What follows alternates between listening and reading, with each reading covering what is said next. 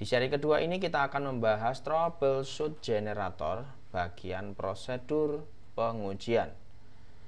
Terkhusus di sini materi berasal dari materi ajar pada Stamford, yang mana di situ judulnya adalah fault finding. Yang akan dibahas di bagian ini terkhusus pada dua saja dulu, pengujian main stator dan pengujian rectifier.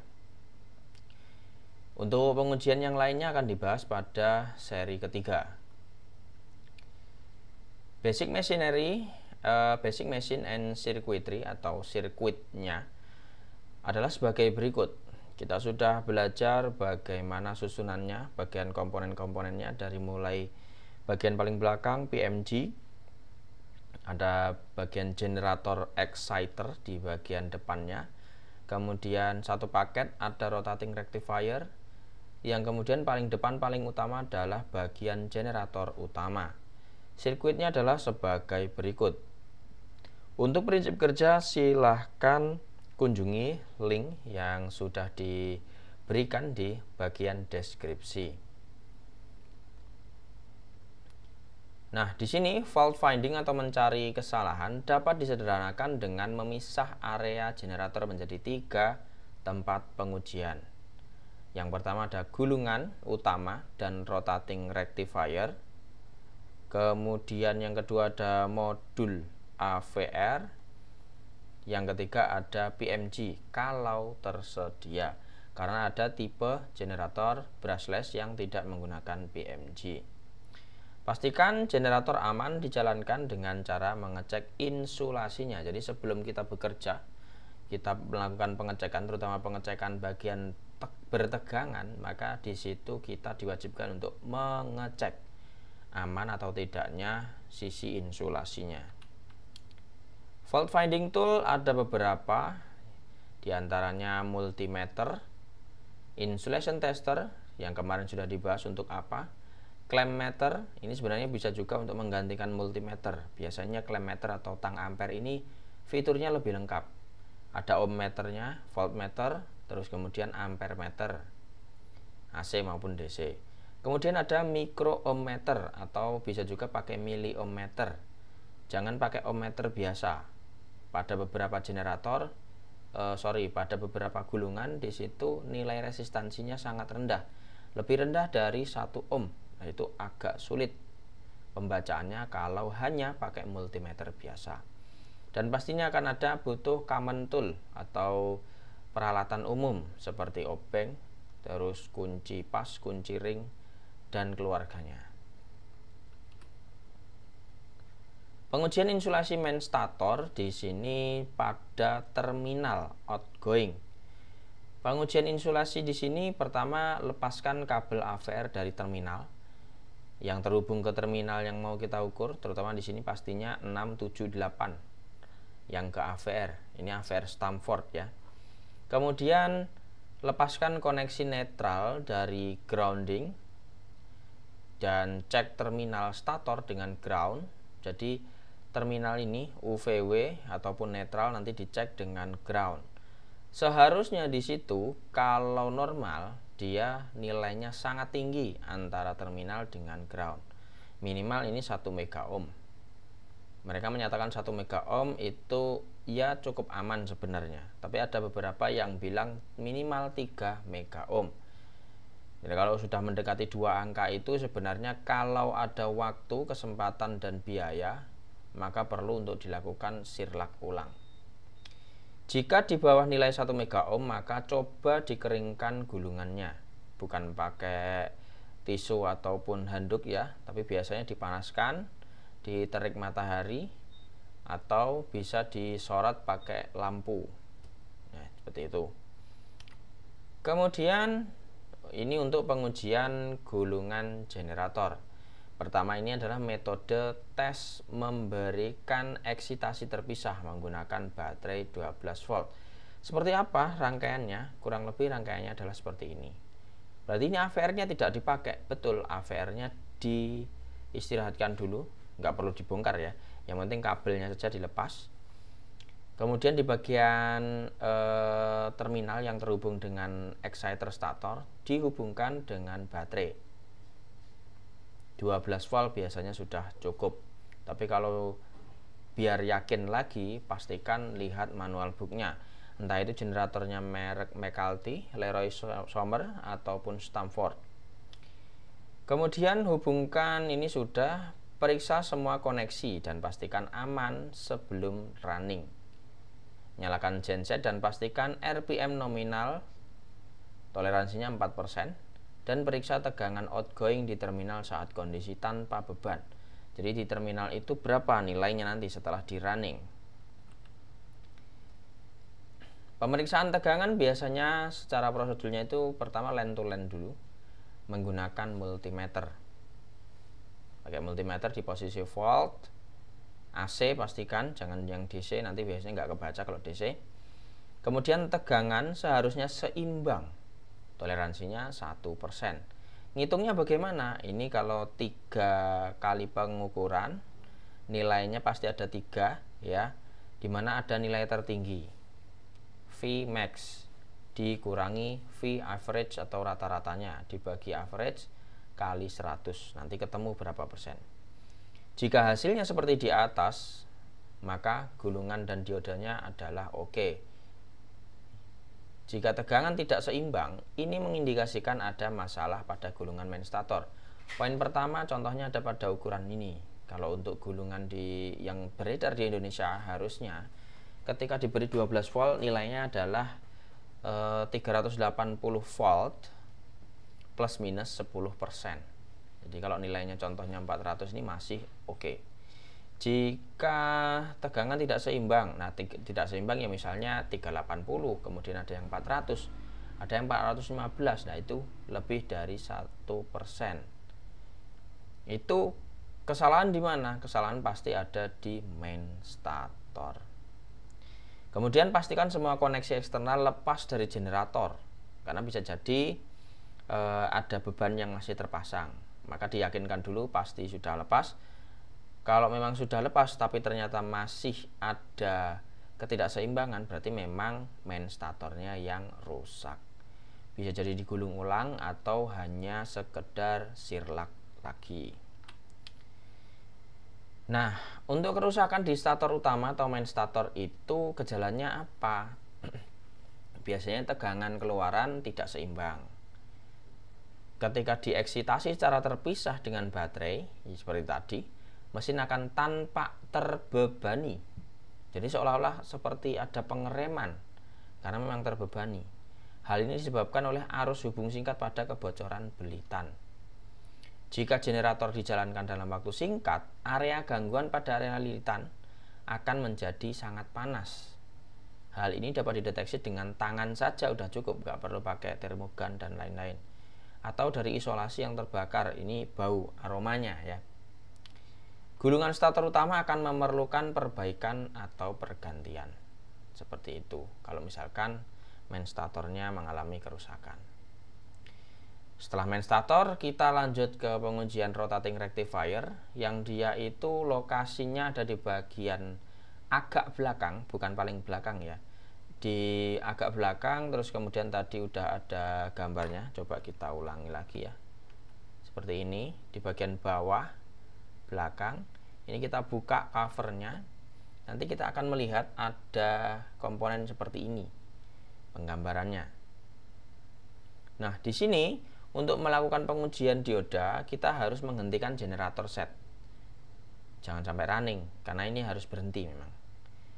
Lepaskan akses cover, terus lokasikan di mana rectifier, harus tahu tempatnya. Ada yang prosesnya itu kalau yang di Stamford seperti di sini, ada di merek yang lain kalau nggak salah McAlty ya, ada di bagian belakang.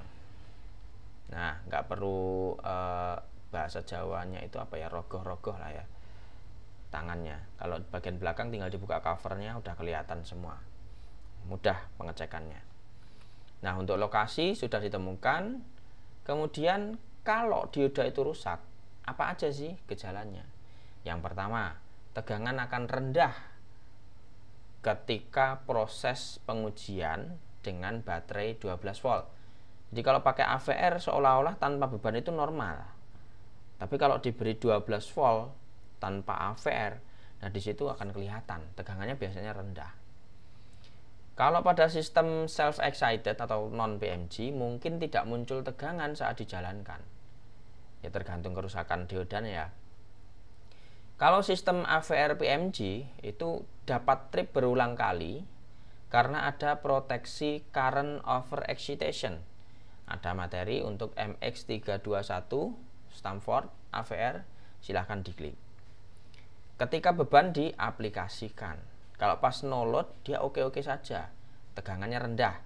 Begitu dikasih beban, nanti pasti akan mengalami proteksi current over excitation, apalagi sampai menyentuh angka setupnya ya. Berarti ini tergantung pada berapa banyak dioda yang rusak.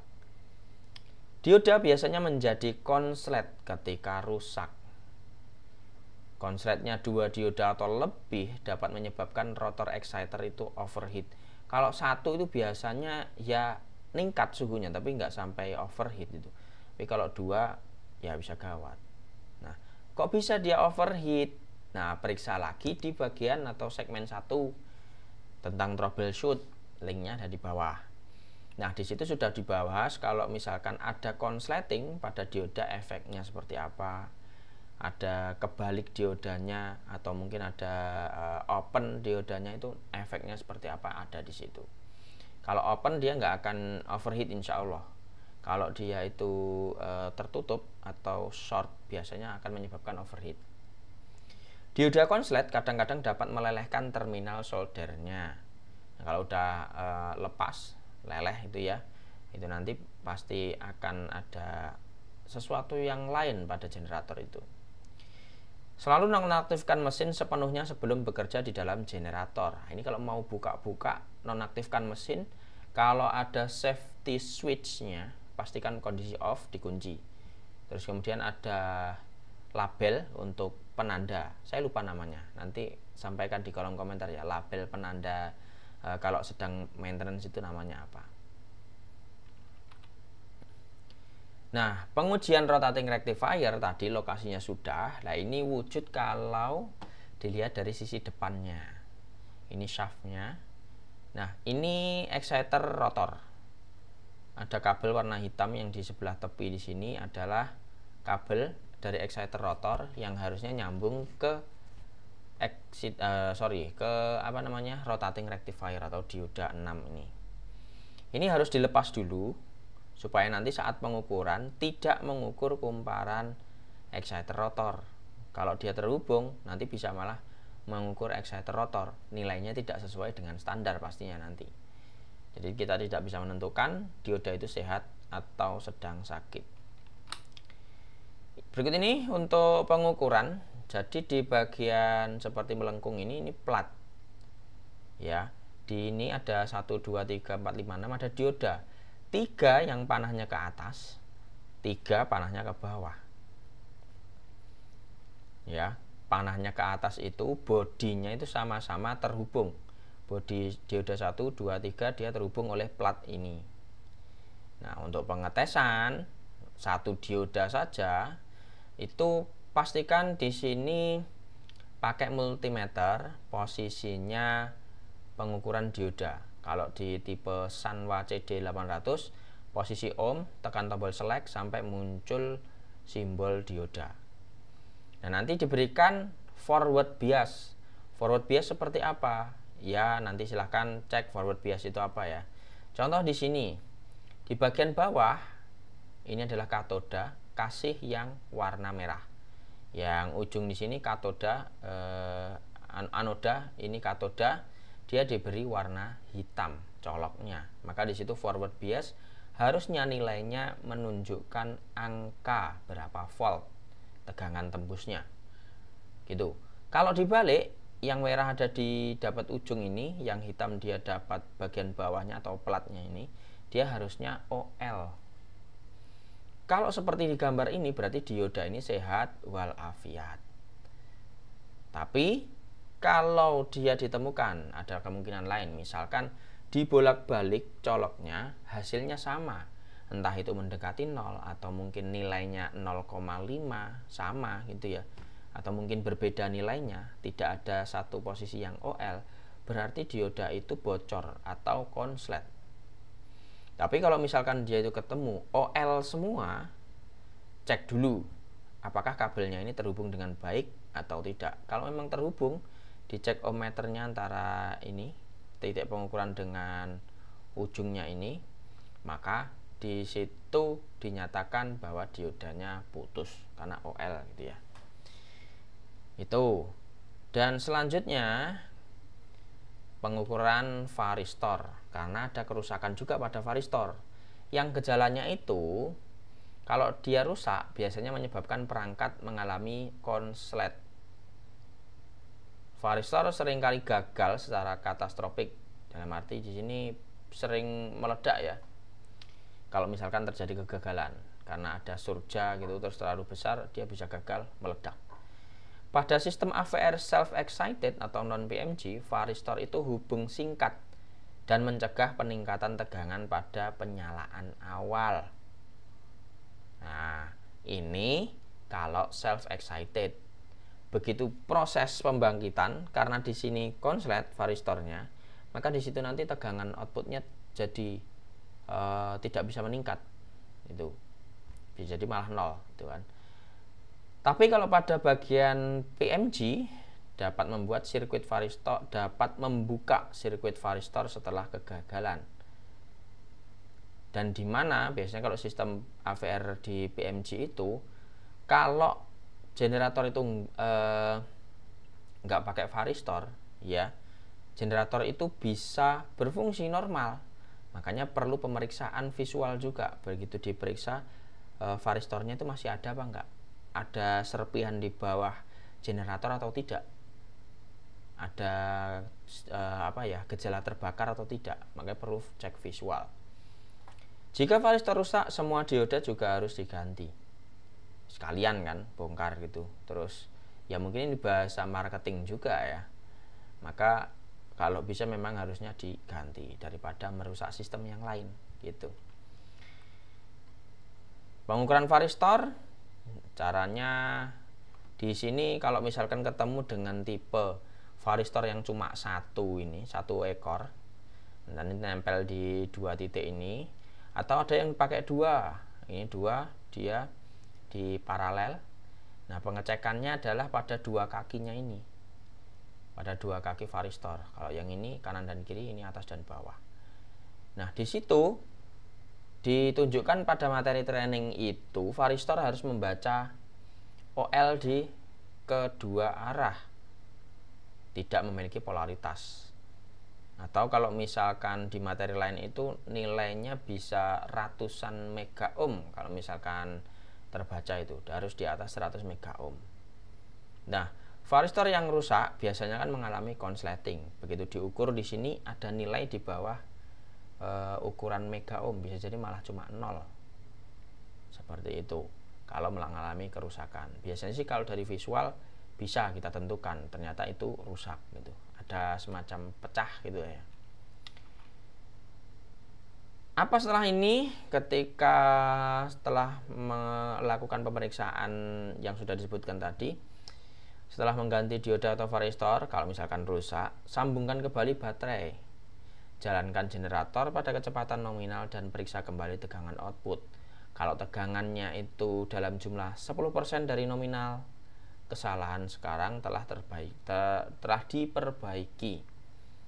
Jadi pada bagian gulungan utama, stator utama dan dioda serta varistor sudah diperbaiki. Pada titik ini, kesalahan apapun yang ditemukan pada stator utama, dioda dan varistor sudah teridentifikasi dan diperbaiki. Tegangan keluaran dari stator utama ini harus seimbang, tadi sudah disebutkan. Jika di atas sudah benar, gulungan dan dioda baik-baik saja.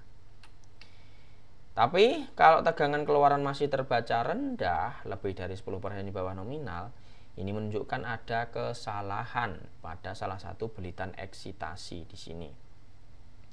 stator exciter, rotor, dan lintingan rotor utama sekarang harus diperiksa untuk mengetahui ada kesalahan. Nilai resistansi lilitan dapat diperiksa berdasarkan nilai yang benar yang diberikan dalam manual operation dan maintenance generator. Nah, itu saja untuk kali ini. Untuk materi berikutnya, pemeriksaan tentang